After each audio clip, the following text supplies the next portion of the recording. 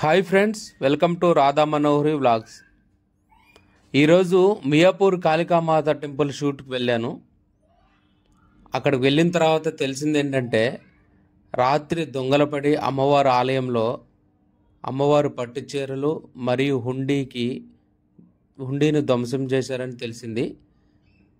పూజారి గారిని అడిగితే ఈరోజు వీడియో తీసుకోవడం వీలు పడదు, పోలీసులు వస్తున్నారు కాబట్టి మంగళవారం వచ్చి తీసుకోమని చెప్పాడు ఫ్రెండ్స్.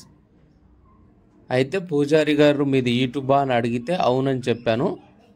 దొంగల పడ్డ ప్రాంతాన్ని షూట్ చేసి చెప్పండి, ఎంతో ప్రసిద్ధి గల ఆలయం ఇది, వందలాది మంది భక్తులు వచ్చి ఈ అమ్మవారి దగ్గర మొక్కుకుంటే కోరిక నెరవేరుతుందని, ఇలాంటి ఆలయాన్ని ధ్వంసం చేయాలని మరియు అమ్మవారి సంపదకు నష్టం కలిగించాలనుకునే వాళ్ళకి ఇది తెలియచేయాలని చెప్పాడు.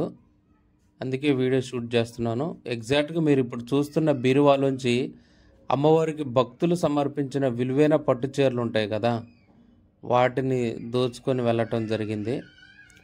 మరియు ఇంకొక విశేషం ఏంటంటే, అమ్మవారి అలంకరణకు అంటే అమ్మవారు దగ్గర 9.5 అడుగుల హైట్లోకి ఉంటుంది. ప్రతి మంగళవారం అమ్మవారికి అభిషేకం మరియు అలంకరణ చేయడానికి ఉపయోగించే నిచ్చెన ద్వారా దుండంగులు ఆలయంలోకి ప్రవేశించి అమ్మవారి ఆలయాన్ని కొద్దిపాటి ధ్వంసానికి గురి చేయడం జరిగింది. అమ్మవారి వెనక భాగంలో ఉన్న 2 బీరువాలను ధ్వంసం చేసి వాటిలో అమ్మవారికి భక్తులు సమర్పించిన విలువైన కానుకలు కానీ పట్టు చీరలను దోచుకోవడం జరిగింది. చూడండి ఫ్రెండ్స్, ప్రతి ఆదివారం వందలాది మంది భక్తులు వస్తారు. ఈరోజు కూడా ఆదివారమే నేను వెళ్ళింది కూడా. ప్రతి మంగళవారం, శుక్రవారం ఈ ఆలయంలో అమ్మవారికి విశేషమైన అభిషేక అలంకరణలు జరుగుతాయంట. అమ్మవారి ఆలయంలో భద్రత కోసం ఏర్పాటు చేసిన సీసీ కెమెరాలు విపరీతమైన వాన రావటం వల్ల డ్యామేజ్ అవ్వటం జరిగింది. మీకు ఇప్పుడు కనిపిస్తున్నారు కదా, ఈ యమధర్మరాజు వెనక భాగంలో గోడ నెక్కి అటువైపు అమ్మవారి అలంకరణకు ఉపయోగించిన నిచ్చెన ఉంది ఫ్రెండ్స్, చూపిస్తాను చూడండి. ఈ విధంగా దుండంగులు చాలా తేలికగా అమ్మవారి ఆలయంలోకి ప్రవేశించి కొద్దిపాటి నష్టం అంటే అమ్మవారి పట్టు చీరలను మరియు హుండీని కూడా పగలగొట్టే ప్రయత్నం చేశారు. అది వారి వల్ల అక్కడి నుంచి విడిచి వెళ్ళటం జరిగింది ఫ్రెండ్స్.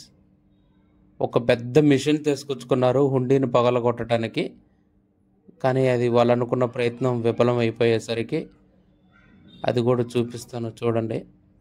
చూశారు కదా ఫ్రెండ్స్, అమ్మవారి నుంచి మనకి ఇలా కనిపిస్తుంది ఈ నిచ్చెన. ఎగ్జాక్ట్గా ఆ నిచ్చెన ఆ గోడెక్కి ఆ నిచ్చెన నుంచి జాగ్రత్తగా దిగి ఆ సీసీ కెమెరాలు లేవని తెలుసుకున్న తర్వాత ఈ ప్రయత్నం చేయడం జరిగిందనేది ఇక్కడున్న పంతులు గారు మనకు చెప్పడం జరిగింది. పోలీసులు వచ్చేంత వరకు కూడా అమ్మవారిని ఎవ్వరు కూడా టచ్ చేయకూడదని చెప్పడం చేత అందరూ వచ్చి చూసిపోతున్నారు. చూడండి ఫ్రెండ్స్, అమ్మవారు హుండీని ఎలా ఏ మిషన్తో కట్ చేసే ప్రయత్నం చేశారో మీకు అది క్లియర్గా చూపిస్తాను చూడండి. ఒక పెద్ద మిషన్ తీసుకొచ్చి హుండీని పగలగొట్టే ప్రయత్నం చేశారు, కానీ దాన్ని పూర్తిగా ధ్వంసం చేయలేక అక్కడి నుంచి దొంగలు అమ్మవారి పట్టు చీరల మీద దాడి చేసి అమ్మవారి పట్టు చీరలు దోచుకుని వెళ్ళటం జరిగింది.